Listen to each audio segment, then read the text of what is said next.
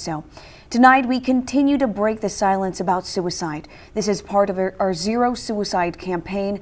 Eyewitness News reporter Kristen Powers talks about our homeless community and why they're at risk and what we can do to help. Kristen.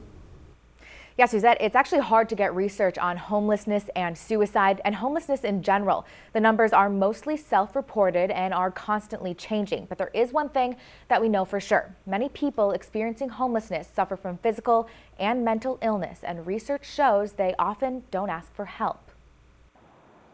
So they're out there and they're not getting better, they're getting worse. Ellen Eggert's with Kern County Behavioral Health and Recovery Services. We know that just being homeless is a risk factor for suicide. It doesn't mean all homeless people kill themselves, but being homeless, you can become hopeless and helpless. She says a lot of people who are homeless don't utilize mental health resources, don't take care of their physical health, and turn to drugs or alcohol. And for some people, it can be a downward spiral. She says sometimes people are homeless by choice, but other times it's the only option. There's many high school students who are homeless.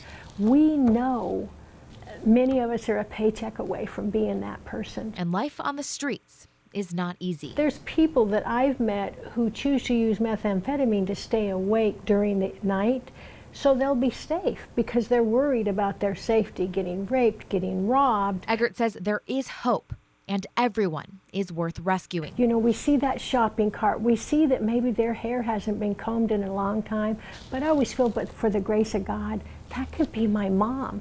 That could be my sister.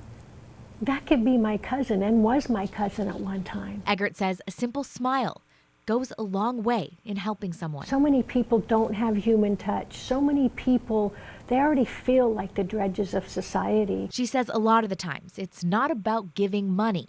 It's about that relationship. You know, hi, I'm Ellen. How are you doing? That can make all the difference in the world. It's this time of year, Thanksgiving and Christmas, when people give a little more and are hopeful. But let's do that 12 months a year. Wouldn't that make a difference? Eggert says there's also power in knowing what resources are out there, whether it's shelter, food, or if you're experiencing an emotional crisis. We have a full list of resources on our website at bakersfieldnow.com. Reporting in studio, Kristen Powers, Eyewitness News. Suzette, back to you. Well, thank you, Kristen. If you, a loved one or a friend is having suicidal thoughts, or if you think they could harm themselves or others, call the crisis hotline at 800-991-5272. They will guide you to the best resources available.